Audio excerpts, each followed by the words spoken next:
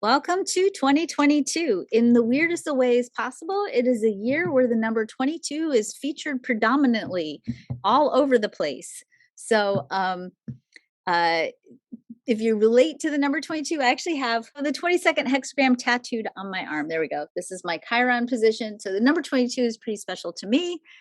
And you'll see as we go through the transits, there's a couple of strange ways that the number 22 plays out in our transits this year. So those of you who are into numerology, you can post in the chat for us, what does the number 22 mean to you in your numerological exploration?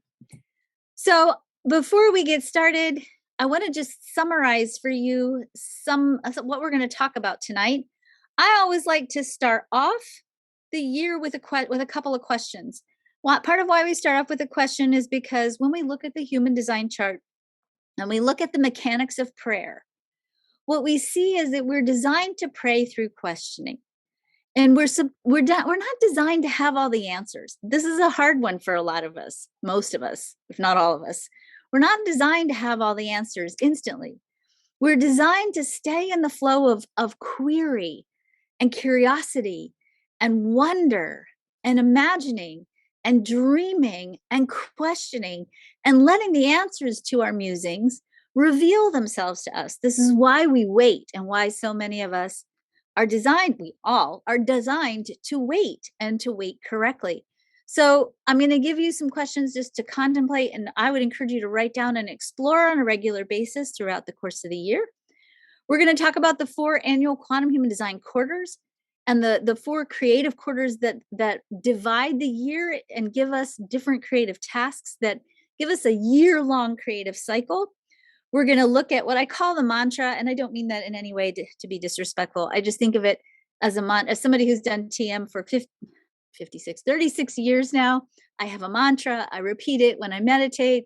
So this affirmation is something that I encourage you to repeat a lot, especially when you go fix dinner for your family. It's so easy to be enlightened, right? Until we go hang out with people that we love who trigger us and teach us all kinds of beautiful things, right? We're going to talk about how the planetary transits actually influence your personal chart and how to interpret the transits for yourself. And then we're going to look at the 2022 planetary themes and the global themes.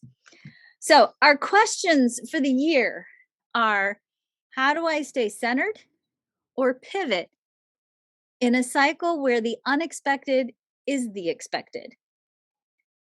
And some of you maybe have already been pivoting in the first 6 days of this calendar year. How do I reduce my own propensity to go to extremes?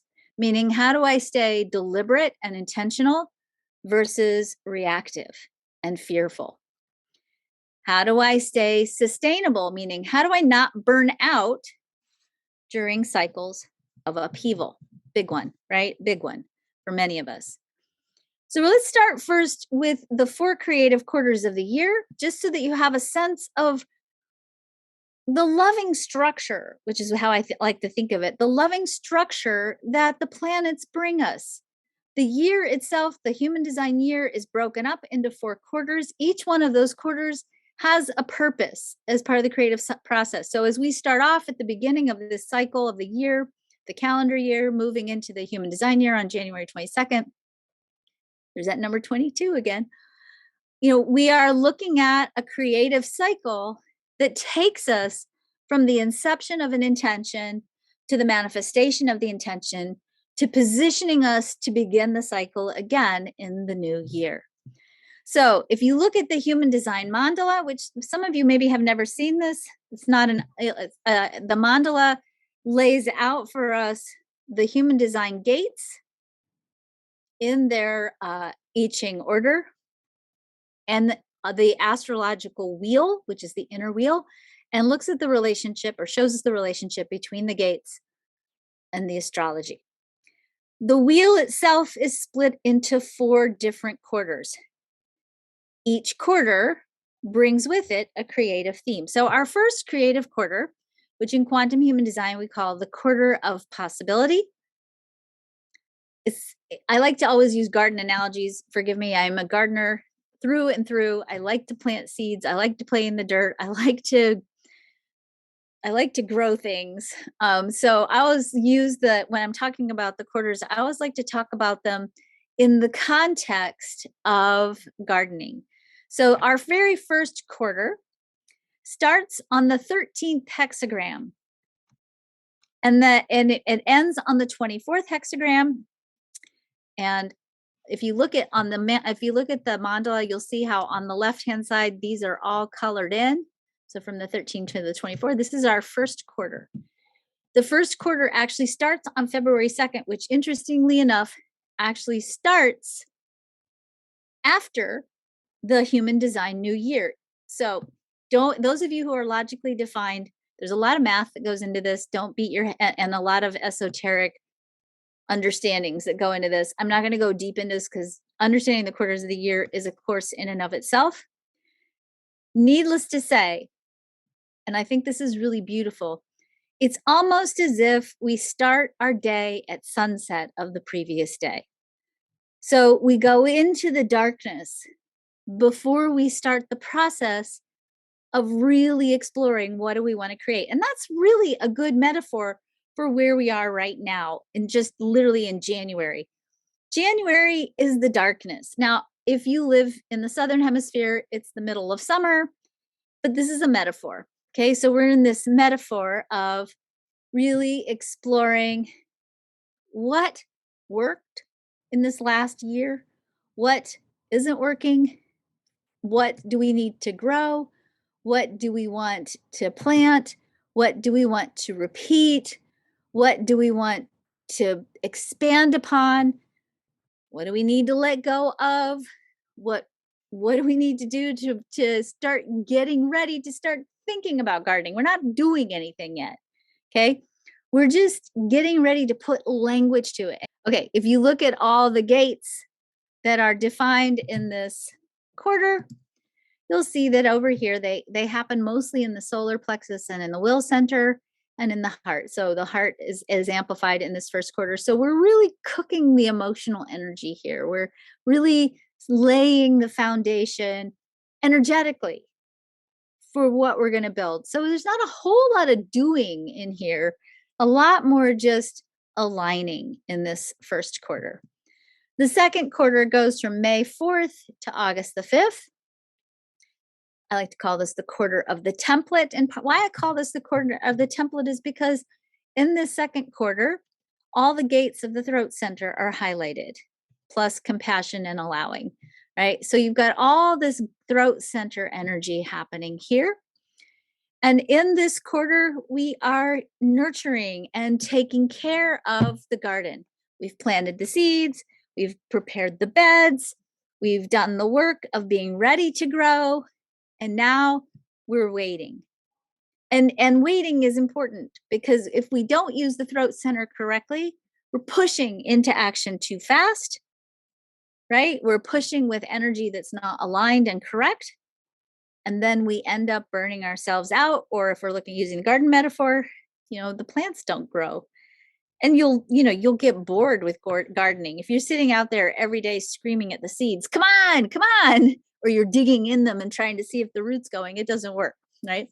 The third quarter, I call the quarter of manifestation. This is where we have the harvest in the garden metaphor. This is the hexagram 7 to the hexagram 44, which this year is August 6th through November 5th. This is a cycle when, first of all, we have to be aligned with right timing, which is really what this splenic center tells us. It gives us the instinctual, intuitive impulses to let us know when it's time to act and when it is the right time to do whatever it is that we need to do. It's a cycle when we have to overcome our fears because we are up-leveling, if you will, in our manifestations. We're pushing through. We're going up to this next level. We have perseverance, we have determination, we have impact, we have sustainability. All of this is coming to fruition, and we can't do it. We won't do it if we let fear stop ourselves short. And then last but not least, and we're actually at the end of this for the last cycle. We're at the end of the last quarter for our previous cycle. This is the quarter of recalibration. This is the quarter that I like to call the quarter of the seed catalog. So I told you I'm a gardener. This is the time of year when all the seed catalogs come. I just got my Baker's Creek heirloom seed catalog yesterday. And, this is the time when we start thinking about, well, what am I going to plant next season? What new varieties of pumpkins am I going to put out there? So we're looking through the seed catalogs and we're contemplating and thinking about, what do we want to plant? What do we want to build? What do we want to grow? And of course, this goes from November 6th through February 3rd of 2023, actually not 22. So there's a little error here in the dates. All right. So each quarter starts with the energy for direction, cycles of experimentation, cycles of tweaking. We always pass through the cross of the vessel of love in the middle. Then we follow up with more experimentation, more tweaking, and finally more direction based on where we've been. So there are literally cycles within these cycles. And of course, these cycles are within the overarching annual cycle. And of course, the annual cycle happens within global cycles. So we're really, the reason why I'm pointing this out to you is, number one, I want you to really think about where we are in the creative cycle. And if you start to find that you'll get stuck this year, or you feel really gummed up, and that might happen at a couple of really key junctures this year, I want you to drop into remembering what quarter we're in and what is the purpose and the function of our creative capacity during that quarter, because that's going to really help us know how to maximize any cycle that feels stalled, or any place where maybe we hit, our emotional theme per type. We start to feel bitter or frustrated or angry or disappointed or any combination thereof. Then we know to drop into, what quarter are we in? Oh, this is the quarter where I'm supposed to be putting words to what I'm intending. This isn't really the doing part, and it's okay. I want you to remember that you are lovingly supported throughout all of the quarters of the year in a planetary progression that supports you in creating what you want over the course of the year. I want to gently remind you that in the middle of every quarter is love. We are designed to create with compassion. We are designed to create with love for ourselves. We are designed to create in a way that reflects the value of who we are through our alignment with our physical health and well-being. And we're designed to recalibrate our direction by our loving connection with Source in whatever way works for each and every one of us. So know that as we go through the bigger picture of what's going on, that you're being held on a quarterly basis all year long through a creative process. So when you start to craft your intentions for the year, your dreams for the year, I want you to really think about which quarter are you in, and how can you use the theme of that quarter to really support yourself in manifesting what you really want to be manifesting.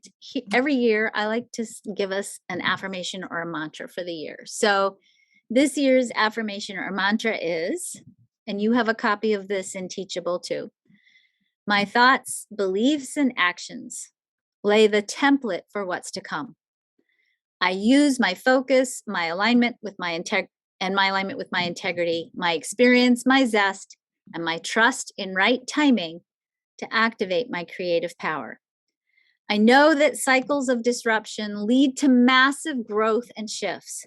I face the unknown with a deep connection with my authentic self, and I allow my connection to Source and myself, I should put in there, to deepen my abilities to let life's intelligence reveal to me what I need to know when I need to know it. I'm clear about the priorities of my heart, and I create my life with my heart as my foundation. I let my mind imagine possibilities, and I pray with my feet, laying the foundation for divine timing with my readiness.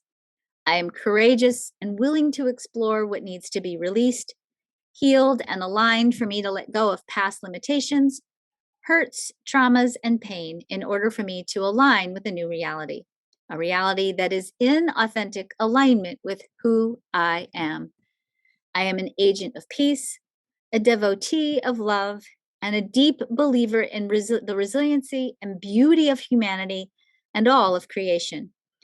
I assume my vital and irreplaceable role in the divine plan.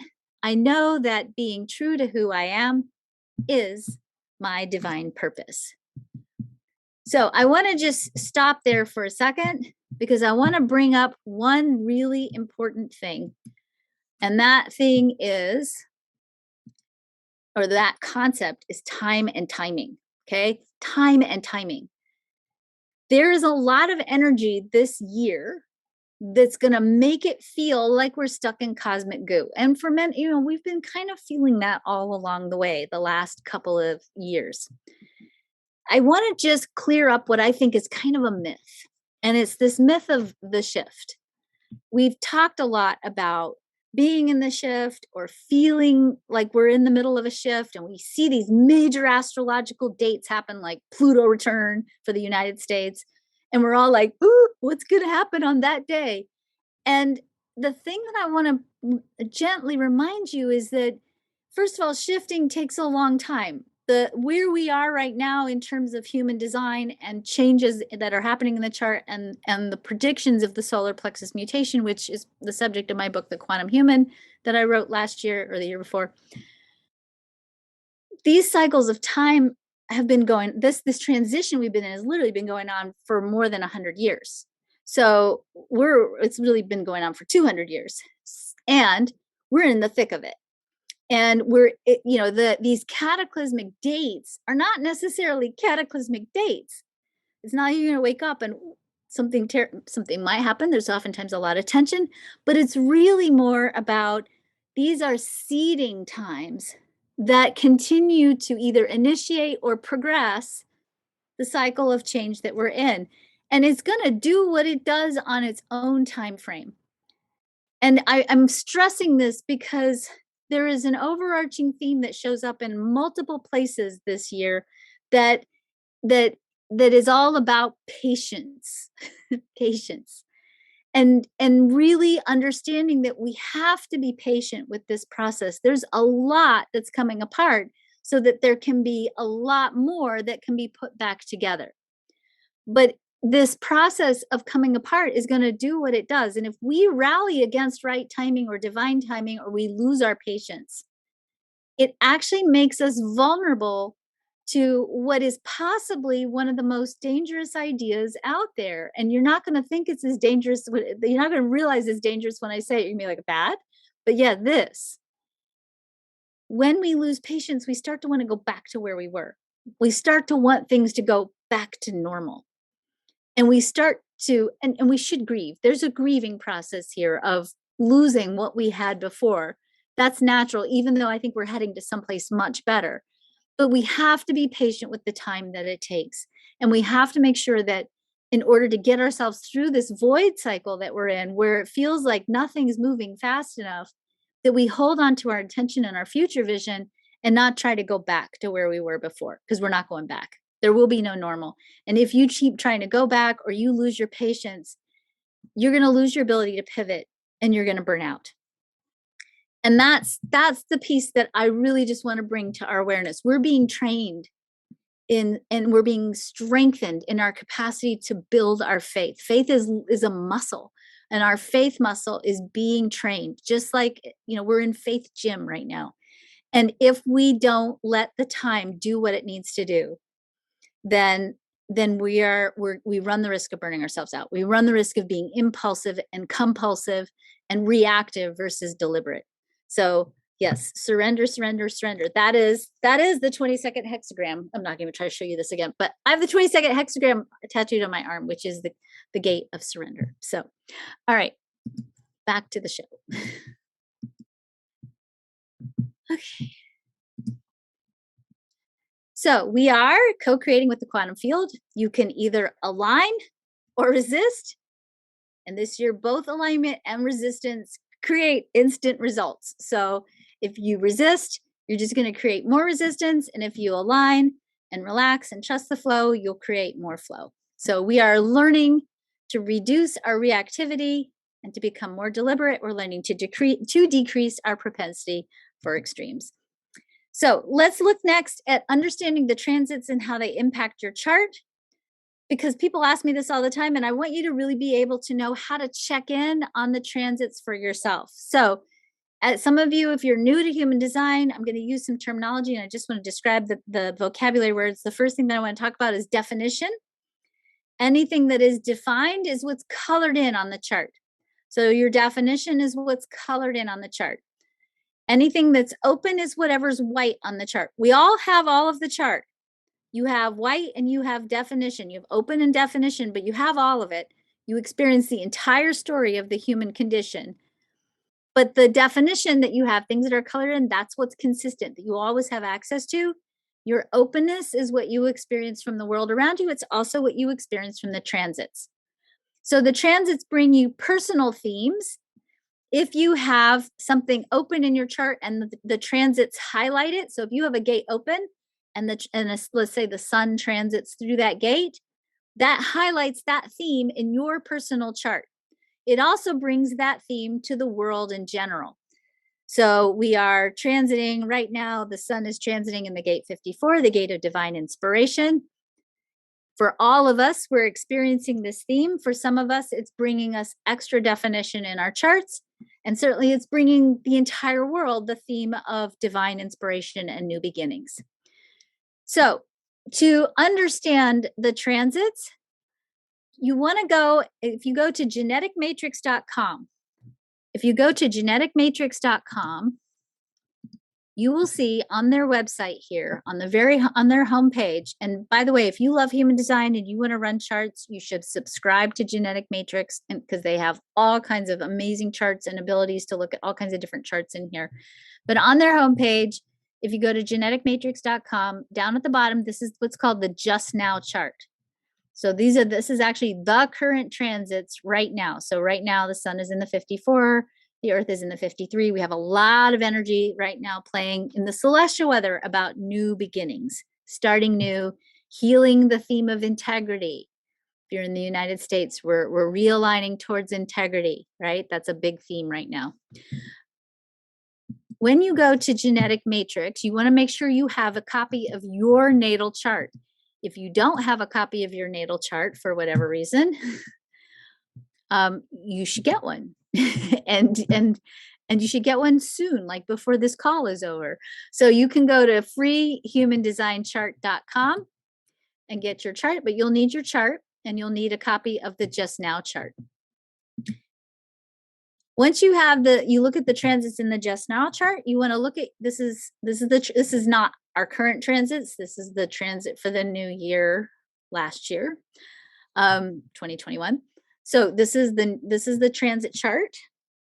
Notice that there's no unconscious on it, and that's good. You don't want the unconscious, the red parts on it. You just want the black parts on it. On the left, we have your chart, theoretically. It's not actually your chart, but let's say theoretically this is your chart. And you'll see on this chart that there are hanging gates.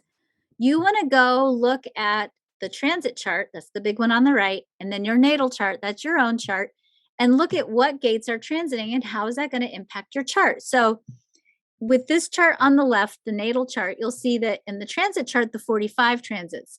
The 45 connects to this hanging gate here, and it actually gives definition to the will center in a transitory way. Now, what happens when you experience energy from a transit? You don't become whatever the changes are. So if you have an open will center and the gate 21 is part of your natal chart, and then the gate 45 transits right here, I think I can draw on this. Yeah. So let's say the 45 transits, which it does right here, that's going to color in your will center for the entire time that this transit happens. Now, does that mean that you suddenly have willpower? No. But you have the flavor of willpower. It's not going to change your natal chart. It's not going to change your design or definition, but you're going to feel it, especially if it brings you definition in a center as well. So you are going to feel it. It's going to put pressure on your chart. It's going to feel different than how it normally feels. And it's going to be, you're going to notice it. You're going to notice it a lot. It's going to bring you a lot of energetic themes that you don't normally experience. So you want to look at how is it going to impact your chart. And I would lovingly and gently say it's also good to have some kind of human design resource available to you so that you can go look up. Okay, hey, the gate 45 is transiting. I don't have that in my chart, but what does that mean for me? So I have a lot of different books that you can use. There are other really great books out there that you can use that can help you interpret the gates and the impact the gates might have for you during a transitory cycle. I really want to make sure that you understand how to look at the transit chart and then look at your natal chart and see, oh, this is showing up. So this is bringing a theme for me. That's going to be really important to look at when we look at longer term transits. And actually, for some of you, the nodes have been kicking your butt right now, which we'll talk about in just a little bit. And that, you know, when you understand that sometimes there are these really big, heavy, longer term transits that can sometimes put a lot of weight on your chart, they can give you a lot of interesting themes to explore. So, for example, when Ra received the transmission about human design, when he received the transmission from the voice, and then he was tasked basically with teaching human design to the world, he experienced a transit. The gate 5 was transiting in a slow moving planet. It was a long-term transit. And so what that did is it temporarily gave him the flavor of having sacral definition. And so for the very beginning of his career with human design, he had this temporary sacral definition. And so he had all this energy to get stuff done.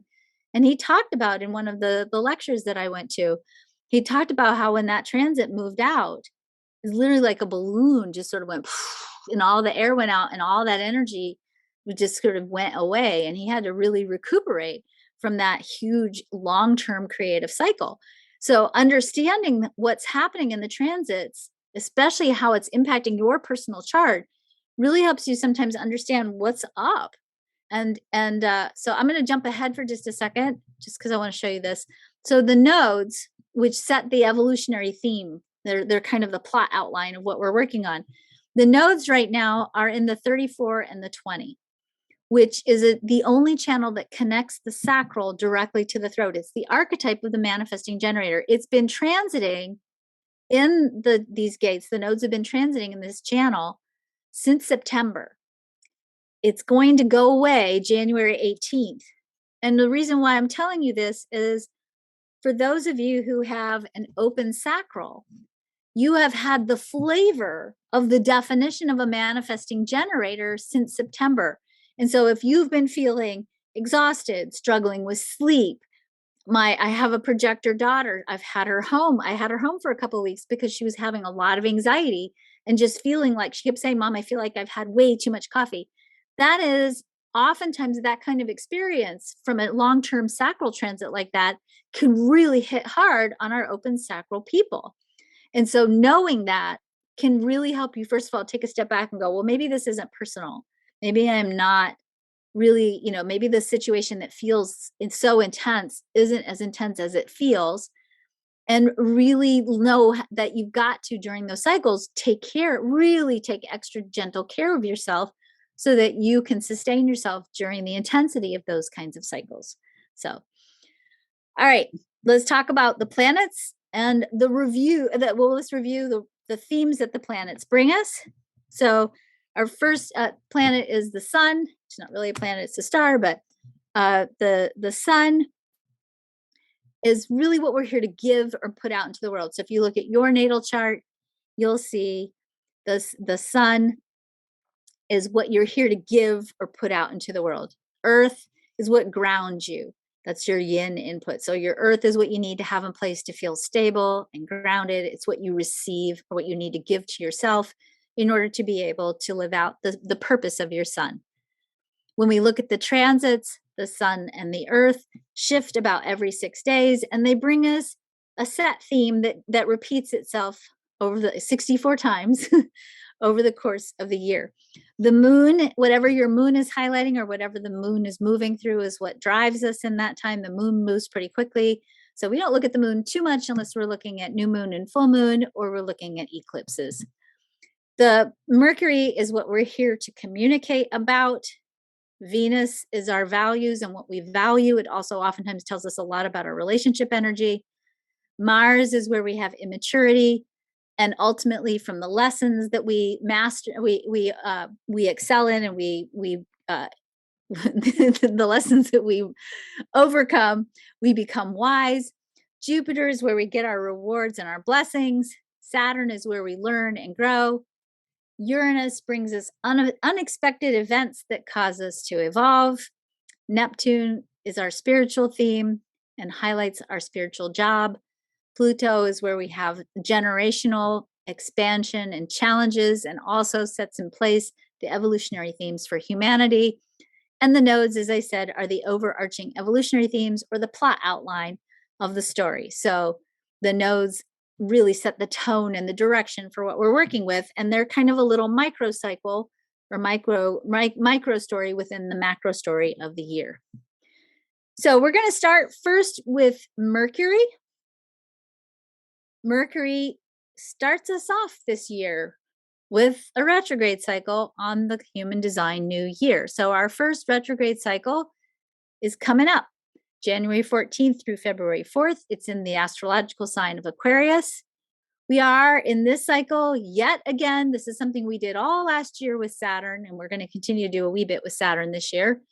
We are revisiting relationship themes and agreements, and that's across the board. That's love relationships, partnerships, business partnerships, community relationships. We're looking at the relationships that we have, and we are taking stock of the priorities of our hearts. And we're asking, are these relationships really reflecting our value and our values? We're imagining, we're conserving, we're looking at what works and not throwing the baby out with the bathwater. And hopefully we're looking in the world at the world through a lens of wonder. Now, anytime we have a retrograde cycle, and we got a lot of them this year, anytime we have retrograde cycles, we're going in. We're going inward. We're looking inside of ourselves. We're contemplating, we're thinking, we're exploring, we're dreaming. And so we've got 4 Mercury retrograde cycles this year. We end with one and we start with one, and we got a couple in the middle. And those Mercury retrograde cycles are pauses.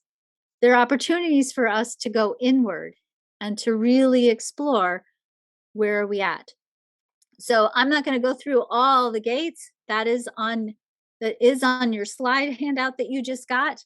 So as we hit these retrograde cycles, certainly I'll put out more information about the retrograde cycle, the Mercury retrograde cycle. And certainly right now you have a cheat sheet handy that'll help you really think about what themes are being activated for you in your personal chart, and of course for all of us. And I think the most important thing to think about with Mercury retrograde, particularly when we look at the first cycle, is that we start the new year with a Mercury retrograde cycle, which is going to give us a lot of push me, pull you energy. It's going to feel like, yeah, I'm ready to go. And Mercury is going to go, whoop, time out. No, you're not. And it's going to create this effect of feeling like, and we had this a lot last year. So, a lot of what happened last year, we're going to feel again this year. Last year, to me, I felt, at least it's my description of last year, it felt like I had about 8 long bungee cords hooked to my belt. And I was running in place, but the bungee cords wouldn't let me go forward. I'm going to say that we are still probably going to have certainly some cycles this year that are going to feel similar to that. And there will also be cycles in the year where it's going to feel like those bungee cords are popping off and you'll get some speed going. But there's a lot of, 2 steps forward, 1 step back, 2 steps forward, 1 step back kind of quality to our energy this year. And that's where I'm going to say to you again, patience and trust in timing. The retrograde cycles are not about holding you back. Retrograde cycles are about making sure that before you move forward, you're aligned. And remember when I said in the beginning, your resistance or your alignment will manifest instantly. So you really want to make sure that you're being extraordinarily deliberate, that you are really making sure that you're navigating between the extremes by staying in your lane and focused and clear and intentional. Because if you're not, then you're going to be all over the place and it's going to feel chaotic and exhausting. So these retrograde cycles are actually kind of like a cosmic pause. They really give us a powerful opportunity to go inward so that we get a redo if we start to wobble on the intention plane. The bottom line, what Mercury shows us this year is we got to walk our talk. We got to find the blessings in the challenges. We are not going to settle or rationalize and allow less than what we deserve. We're going to stay grateful, dream big, and take our time. There's no rush. There's no rush here. The nodes, as I said, give us the plot outline. They're the overarching theme that sort of holds the whole storyline of the planetary cycles together. Now, we are, as I said, those of you who have an open sacral, you've been experiencing manifesting generator energy inside your body since September, and you're probably really feeling it. I will say that a lot of the projectors that I know are really tired and not sleeping well and feeling a little bit cranked up. So I do want to just let you know that it's going to get better. We're about to get out of that cycle with that sacral definition. That happens on January the 18th, right before the new year starts. And we move then with the nodes highlighting the gate 14 and the gate 8. Later on, we move into the gate 1 and the gate 2. And then we end the year with the gate 44 and the gate 24. One of the things I want you to know about these nodal cycles is that with the exception of the gate 44, all of the nodal themes and all of the North Node themes are in individual circuitry, which means everything about this year from a plot outline perspective is all about individuality, self-expression, integrity, truth. And how do we, this is the question we're grappling with, how do we stay true to ourselves and do what we want for ourselves? How do we sustain our own self-expression, our own freedom, our own ability to tap into our own direction? That connection to our individuality brings change. It brings change to ourselves and ultimately brings change to others. But the other thing that it does is it makes us, if we're not healthy, if our self-esteem and our self-worth is not healthy and we're reactive with our individuality, we're rebellious with our individuality, it causes us to potentially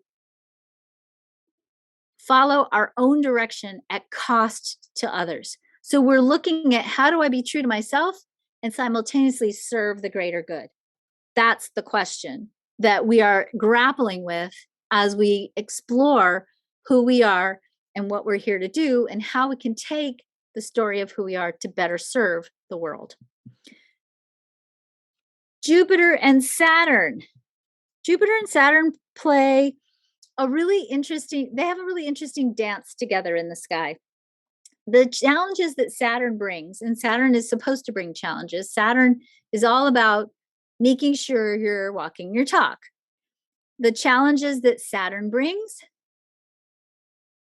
or the challenges that we overcome with Saturn, show us once we successfully overcome them, give us our blessings and our rewards through the pathway of Jupiter. So Saturn this year highlights this gate 19, this community energy, this sensitivity energy, this relationship energy. We flip later on into making sure that we are telling us true story about who we really are. We move into creating revolutions that transform the way in which we do community. And we slip into, in the final stages, following our passion. For some reason, I accidentally deleted the retrograde dates here. Let me give you those just real quick. I think Saturn goes retrograde. Well, a big chunk of the year is retrograde. So Saturn goes retrograde starting in June the 5th and is retrograde for until November. Sorry, until October. So from June till October, Saturn goes retrograde, and it's retrograde highlighting this theme of passion and change and revolution and transforming stories and transforming our relationships. When we master the challenges of Saturn, we're rewarded by cultivating more faith, by deepening peace and harmony, by expanding into greater possibilities, by learning to let go and to trust that if we let go, we'll be given all the resources we need to do what we came here to do, by breaking free from the patterns of the past, by tapping into the flow of miracles, by connecting to spirit, and by being prepared, by knowing how to tap into faith. We're not going to be given information. We're going to be given training on how to deepen our faith so that that faith then in turn gives us access to the information. So this Jupiter-Saturn relationship all year long is going to teach us about our imagination and our community, and how our imagination and our community supports us in creating revolutions and creative self-expression. We're rewarded this year when we let go of old limiting narratives, when we begin to create with the faith that things that are beyond what we can do alone or are beyond what we think are possible if we believe. We're redefining community. We're redefining how we eat. We're redefining how we feed each other. We're learning how to sustain our resources and learning to trust our emotional attunement. The big piece here is don't let your sensitivity, because we're still really sensitive with this energy. We're highly empathic and dialed in with this energy. Don't let your sensitivity cause you to doubt yourself. And we are deeply dialed in to what is needed. So that empathy is about really taking stock of what we need to be able to deliver to others and what we ourselves need. Don't let yourself compromise on what you want if you're sensing and feeling other people's discomfort from your authentic alignment. Okay, Uranus. Uranus has really been giving us some interesting challenges. Uranus is in Taurus. Uranus has been in Taurus for a couple of years now. And anytime Uranus highlights Taurus, it really brings us the theme of restructuring collective institutions and systems. And part of that restructuring, because Uranus is just explosive and unpredictable and weird, it's just weird. Part of what's been going on with Uranus is all these systems are getting shaken up. We've got, struggle in the political system, struggle in the financial system, struggle in the healthcare system, struggle in the education system. If anything in the world has the word system associated with it, it's being impacted by Uranus. Now, Uranus is really actually cleaning up. It's supporting us in moving into a brand new evolutionary cycle. It's helping us change our relationship with resources, including, by the way, food and wealth. Uranus is inviting us to redefine what is valuable and what is truly precious to us. It's creating economic upheaval, followed eventually by reform. The last time Uranus was in Taurus, we had the Great Depression, we had World War II, we had the Holocaust, we had huge social reforms on the other end of all that. So we're in the same kind of cycle. We are being trained in having faith, not fear. We are finding blessings from pain and finding big truth. And of course, our individual big whys. We're really, again, this whole theme of find yourself, figure out who you are, what you're here to do, what you're here to give the world, and you'll be golden in the middle of this storm. You'll be the one showing the way.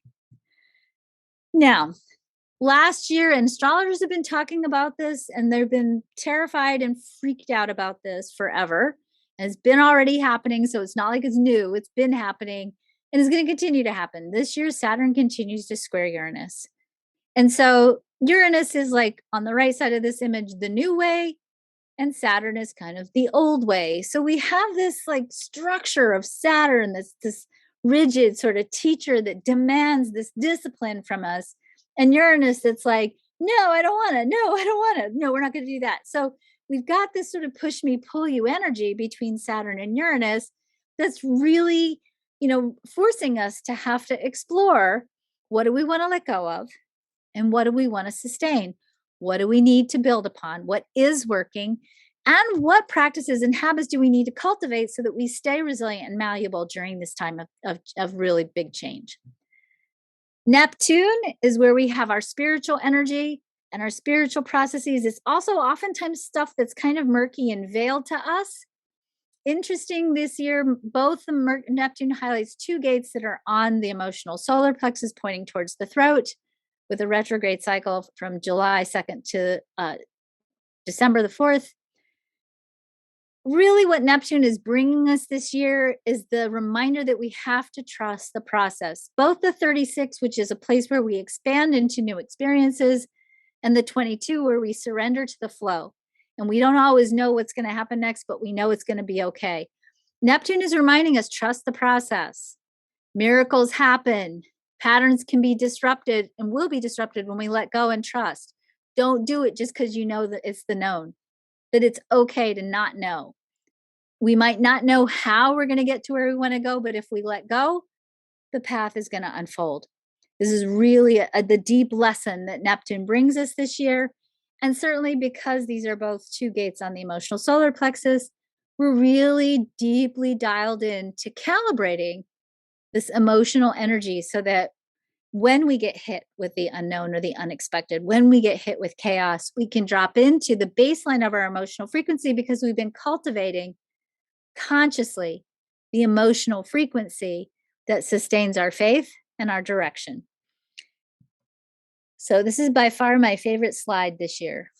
so Jupiter and Neptune are both highlighting gates in Pisces, and they are conjunct April 11th through the 15th. Now, Jupiter and Neptune both really like it in Pisces. So, this is definitely an energy that can be really fortuitous, synchronous, and blessed, just like in this slide. I mean, if you can imagine, let's say this is the story of the Old Testament, the parting of the Red Sea. When you're walking down the middle and you get to the other side, you're okay, right? Even though these two huge walls of water on the other side. So the potential, when you know who you are, you're connected to your story, you're connected to your narrative, and you're pointing forward. When you can stay true to that, you'll be fine. And Jupiter and Neptune in Pisces is all about water and extremes. And so I certainly would say, especially in this conjunction cycle, I would not be surprised if in this conjunction cycle we see, and over the course of the year, a lot more extreme weather, a lot more extreme movement of bodies of water, or movement and changes in temperature related to shifts and changes in bodies of water. So, this is the piece that I really want you to make sure in these cycles that you're dropping into your gut, your inner knowing, and really trusting that inner alignment so that you'll end up going where you need to go and being where you need to be so that you can stay in that safe space as we traverse this energy of extremes that plays out in multiple arenas.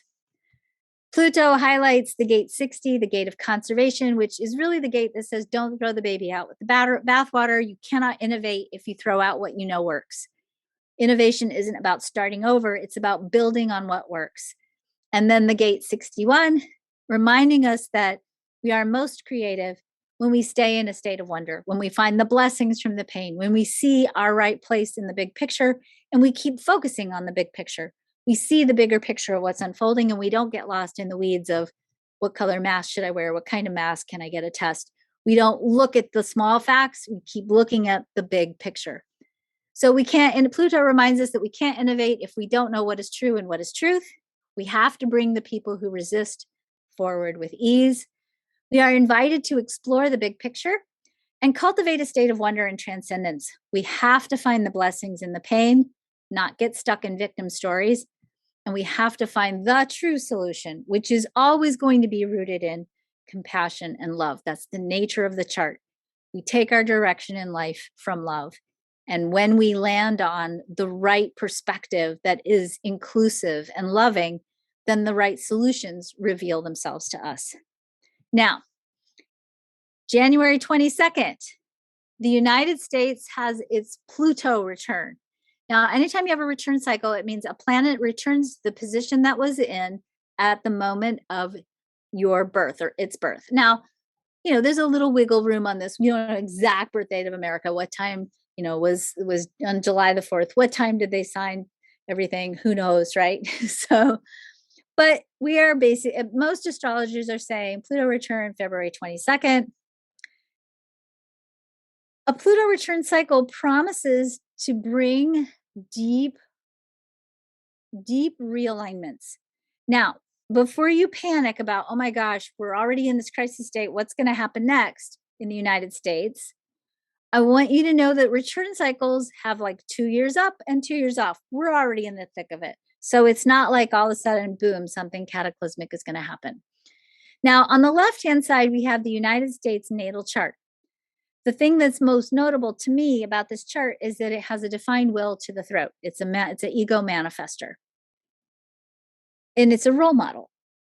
And so when we're looking at this, the lessons here in the cycle of the United States story, the narrative of the United States, the lesson here is that we have to master ego in order to become truly democratic. Meaning it's not about me, it's about we. And until we align with we and serve the we and stay in the flow of what's for the greatest good of the we, which is, by the way, that is what tribal circuitry is all about. That's what the Will Center is actually really about. When we heal the karma of self-worth and we begin to see the world through the lens that all life is valuable, all life is precious, all life is vital, and that we cannot leave anybody off from a seat at the table. When we master that lesson, then we can serve the true function of the United States, the true purpose of the United States, which is ultimately to create abundance by revealing to others what needs to be put in place to be more aligned with faith. What I think is fascinating is that when we look at the Pluto return, first of all, in the Pluto return, the sun is in the 55 in line 5, which is where faith lives. So we become more faithful when we master the challenges of ego. When we look at where Pluto is, we see that Pluto is in the 60. The 60 is conservation. And I would say in the shadow, it can be conservatism to a fault, meaning the unwillingness to change. But we need conservatism for evolution. You need a system of checks and balances, if you will. You need people to hold back when there's massive cycles of transformation to make sure that we're not moving forward too fast and forgetting important details.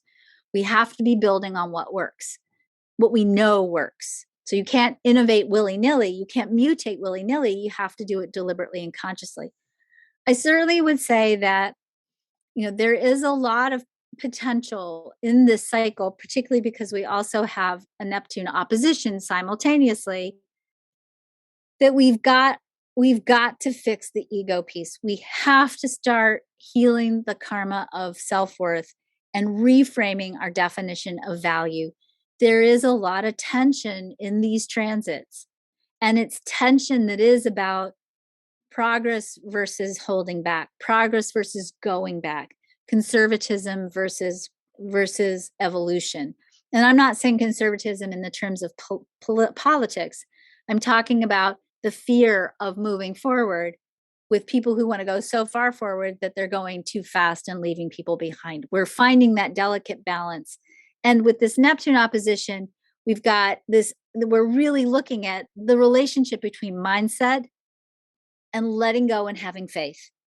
And we're learning to cultivate collectively as a culture the power of having a positive, open-minded, optimistic mindset, and letting that mindset give us the confidence to surrender and trust that everything's going to be okay. That's kind of what's up for the United States. And if we really master these challenges, then the United States is actually beautifully designed to then lift others up, not in a colonial domineering kind of way. That's old energy. That's ego. That's all rooted in lack and supremacy. In a new way that's egalitarian and just. And I would not be surprised if we see some rewriting of some aspects of the Constitution. We see some changing of laws in a direction that ultimately will be more based in our true value as humans and not rooted in old, outdated ideas that are not going to work anymore. If we try to push those ideas forward, the planets won't sustain them. It'll get messy.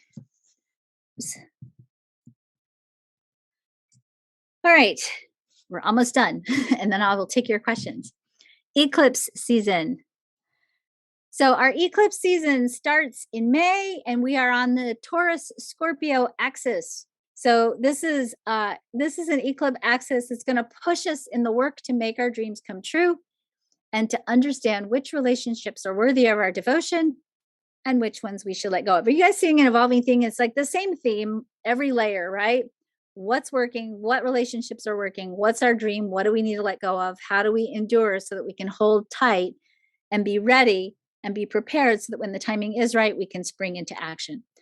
This eclipse action also gives us an initiation into deepening our faith. Taurus rules all things nature and natural. Scorpio is more about supernatural and the supernatural realm and invokes the depths of faith and the unseen as part of how it moves through the world. So Taurus informs us of a crisis in natural resources and nature crying out for a change. Scorpio comes along and promises a solution to the crisis if we cultivate the faith, and that we can and will create an elegant solution. So again, this whole theme of human beings maximizing their creative potential when they create with faith, deliberation, and intention. So I've put this on the slide here for you. I put the new moon partials and the eclipse dates on here and the gates that they're highlighting. You have this as a slide. I'm not going to go deep into this. I'm just going to say we're really being invited to explore, courtesy of the eclipses, what's next, how are we going to take care of each other, and we're going to be continuing to have new conversations about community, eating, food, taking care of the earth, and new financial systems. So I want to point out, just as a quick summary, some things to remember. I want to point you towards some resources. And then last but not least, I want to give you some really essential dates that I want you to have kind of in your back pocket to be aware of this year, because these dates are going to be super important in terms of cultivating momentum for yourself this year. So things to remember. We're in a long cycle of incredible transformation in the evolution of humanity. Everything is subject to change. Everything. The prime directive is to be yourself and to make choices that allow you to step into a bigger, bolder expression of who you truly are. Zero compromise. We're cultivating new values. We're building a new economy. We're learning how to sustain our resources and become more peaceful. Don't take anything at face value. Trust your gut and your intuition and your instincts. Stretch yourself and truly define yourself the way you know you are in your soul. It's a pivotal year. You influence what you experience when you stay connected to your authentic self. Remember that the planets are teaching us to use our mind to stimulate our emotions, and from that alignment to create powerfully. We're using our minds for expansion, not contraction. We deserve more. We need to have more. We have a lot of people to feed and nurture and love and take care of on this planet. We need more. Trust ourselves and what feels true. Be patient. Clear old traumas, anything that's blocking you from being aligned with the true story of who you are, and have faith. Remember that 2 steps forward, 1 step back is still a step forward, and you'll experience more joy if you surrender.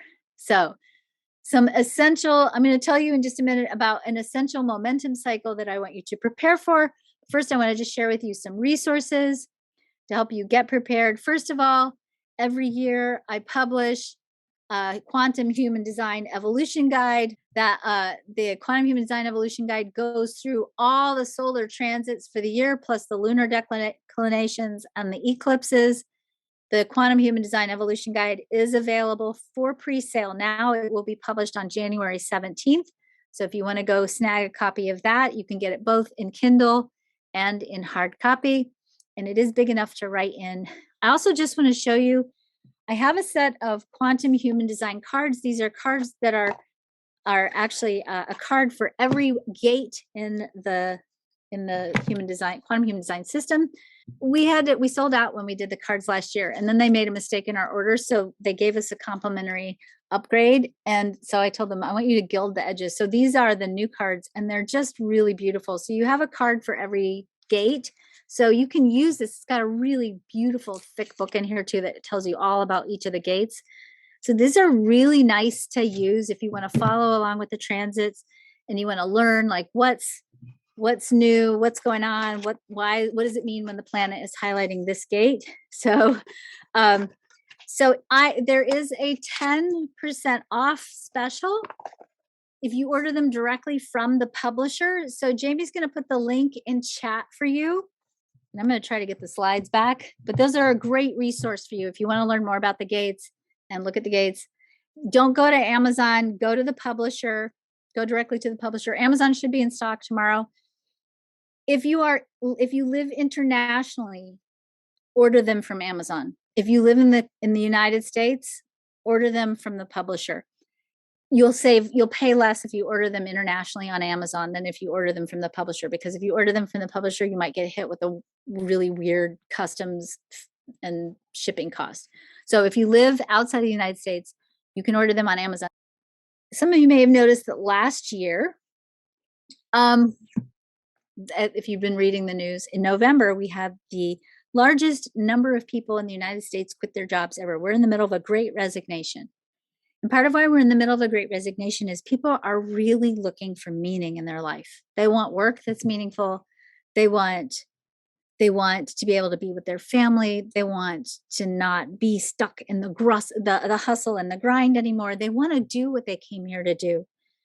But what we know, and I'll tell you this as somebody who's been coaching entrepreneurs for 23, 24 years, you can't be successful as an entrepreneur if you still have any old karma related to your own value and your self-worth. The relationship between money and success and your self-worth is extremely complex and interrelated. And I'll tell you, when we do healing work, we have a system here called the quantum alignment system. Some of you may know about it. It's a system of integrating human design, quantum human design, with the emotional freedom techniques, subtle body essences. And we 3 times a year, we do a master alignment program where we take people through a whole series of energy psychology clearings integrated with human design. When we work with people who are struggling with abundance and success issues, we always come back to self-worth. There's so much trauma in our own value that can impact our success in the world. And so when we see this huge group of people moving into a cycle of starting anew and finding new meaning and building businesses that are rooted in the idea of freedom and well-being, I automatically know that we're also looking at a new wave of people who are going to really need support in clearing the trauma of self-worth, issues with self-worth, the karma of self-worth. So one of the programs that I put together is a program called the Quantum Alignment System. That is this integrated way of coaching using quantum human design and the emotional freedom techniques. And it's a really powerful tool that is more and more in demand because it's such an incredible way to help people really transition out of being stuck with karmic issues related to self-worth and move into expansive states of well-being. It is a system that works in an integrated way across all layers of the energy field. It involves, as I said, subtle body therapy. So you'll learn to use flower essences. You'll learn to use the emotional freedom techniques. You'll learn to, of course, use human design. And using this integrated system, we make a huge difference in people and what they're able to create and achieve. So in the research that I've been doing over the last few years, what I see is that when people use the quantum alignment system, they get an average of 3 to 7 points of increase on a scale from 0 to 10 in their sense of resiliency. They get a significant decrease in physical and emotional pain. They get a significant increase in their state of well-being. And these results last for 6 months or longer. It's an incredible system. And we have a level 1 quantum alignment system training that starts in 2 weeks, Betsy, is that right? Yes, it's the weekend of the 21st to the 23rd. So because I know that there's a need for this, and because I know that many of you are looking for how do you integrate human design into your professional practice, I am giving you guys a $250 off coupon for the Quantum Alignment System Level 1 training coming up. So Jamie's going to post in the chat the link for the training and the coupon. So make sure you use the coupon. It expires Monday next week at midnight. If you want to join us, we'd love to have you. It's an incredible program. It's intense. It's comprehensive. You'll get a good foundation in human design. You get a good foundation in using human design as a coaching transformation tool. And I think it's a great way for you to start off the year to meet the needs of what people need to help you clear your own stuff and to find meaningful work that helps you make the world a better place. Okay. Now, here's what I want to say. Write this down because this is super, super important. There are what is it my kids say? There are a heck ton of retrogrades this year. Remember I said a retrograde cycle is going inward. It's slowing down. It's a cosmic pause, if you will. There is really only one cycle this year, one series of dates this year where we have no retrogrades and we have a theme of momentum. And I want you to be ready for this. And it means you got to buckle up and start preparing now. Between February the 3rd until May the 9th of this year, there are no retrogrades. It is the only opening in the entire year where there is a massive potential for momentum. So it's the new quarter, it's a new creative quarter, it's the beginning of the new year. It's a time when you're really digging deep and planting deep seeds and laying a really strong foundation for the next few years. So do take advantage of that momentum cycle. Again, February 3rd through May 9th. So make sure you've got that written down and you're noticing that, you're focusing on that, you're aware of that. I am so sorry my slides are frozen. I really was so excited to show you the last slide. It's one of my very favorite slides ever. It's got a GIF on it that is just my favorite GIF in the whole world. So I can't show you the GIF, but I just want to say this. You are the center of this year. What you do for yourself, the way you align with yourself, the way you connect with your inner authority, your right place, the full expression, unmitigated, relentless, pure expression of the true story of who you are, the more you align and raise your frequency, the more you call into your life all the support that you need to do what you came here to do. And from that place, you are actually the most influential person you can be. You have the most amount of power, the most amount of well-being, the most amount of impact on the world around you. Because when you hold that space, this is the power of individuality. When you hold that space and you walk into a room, you bring the light into the room. And that light, that frequency of energy that you occupy, it entrains the entire room. And you lift the whole room just by being in it. There's nothing you have to do. There's no great mission you have to fulfill. There's no great speech you have to write, no book you have to write. If you feel called to do all those things, please do those things. The world needs your voice. Totally, the world needs your voice. But more than anything, the world needs you to be who you are, relentlessly true to the person you were born to be. Because that is the most influential, that is the most powerful thing you can do. That is the greatest gift you can give the world. And certainly this year, that will be your saving grace. That will be the way of being to anchor you on that path between those walls of water. So please do post your questions in Circle. I will do my best to get in there over the course of the next couple of days and answer as many of them as I can. I hope most importantly that you got something of value and something really important for yourself out of this program. There's the cat. I hope you really got some clarity about what's up ahead. I want to just bring you back to and remind you that we'll be resilient if we stay connected to who we are. When we heal our value, when we stand in our value, not only do we heal ourselves, we create more and more potential for us to heal the world. We are really in a pivotal point and we're being trained for the long haul. So we're in this for the long haul. Take your time, pace yourself, rest, renew yourself in whatever way you can under the circumstances. And just laugh. If you got to pivot, just keep laughing because it's all we can do right now. And don't resist. It's all going to be okay in the end. That part, I promise you. I promise you it's going to be okay in the end. It's just the road is a little bumpy right now. So take good care of yourselves. Have a great new year. Post your questions in Circle. Thank you all so much for joining me. I really am honored to have the evening with you.